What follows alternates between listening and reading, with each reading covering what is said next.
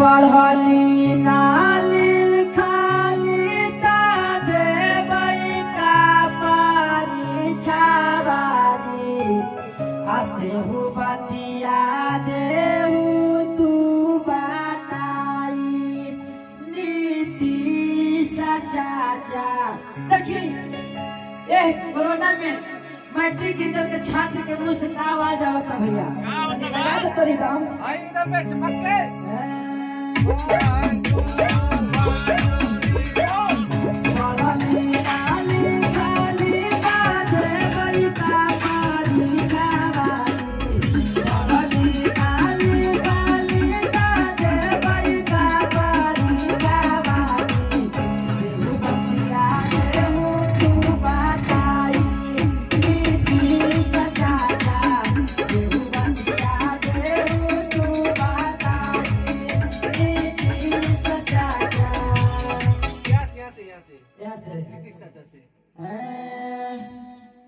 किसे हो बतिया दे हो तू बताई नीति सचाचा।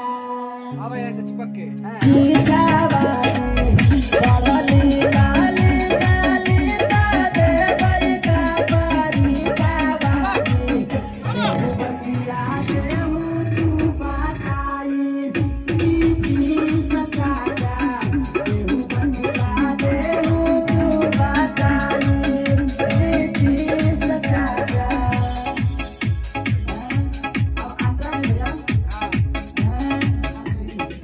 अंतरा में है कहतिया एगो छात्र कहतिया भैया स्कूल के कि जहिया से सुनाली परीक्षावा के डेटाबाजी अतहिए से आवाई रो भाई नीति सचाचा।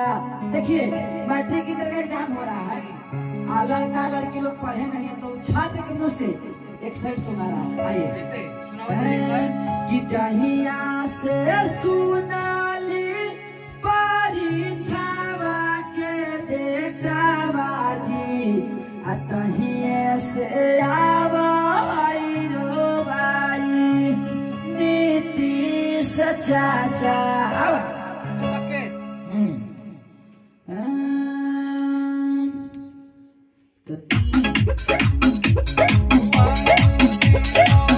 जहिया से सुनाली परीक्षावा के डेटाबाजी जहिया से सुनाली परीक्षावा के डेटाबाजी वही दिन से आबो है रो भाई नीति सचाचा। देहु बतिया देहु तू बताई देबो दी चाचा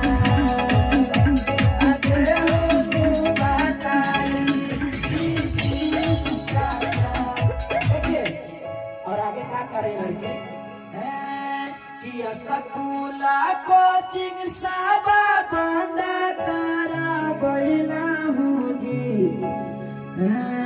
कोरोना के नाम पर घर बैठला हूँ जी चपट भेल हमनी के पहाड़ी चाचा।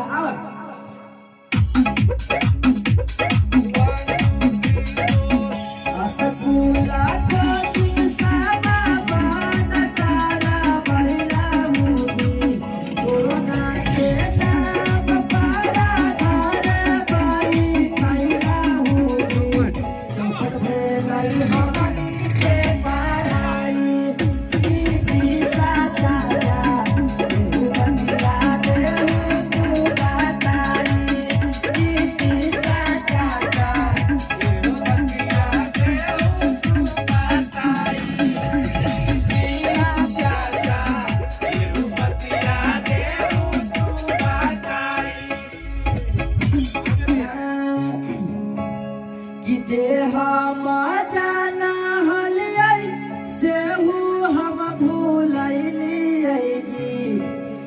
जीवन लाइन के नामावा पर पैसा सब उड़ाइली रे जी हे हो बतिया दे हो तू बताई रोमेले बिल्डरवा के रोवेली बिल्डरवा के भाई ए नीतीश चाचा रोमेले बिल्डरवा के भाई ए नीतीश अब एक बार एकदम पे बढ़िया से बोल भैया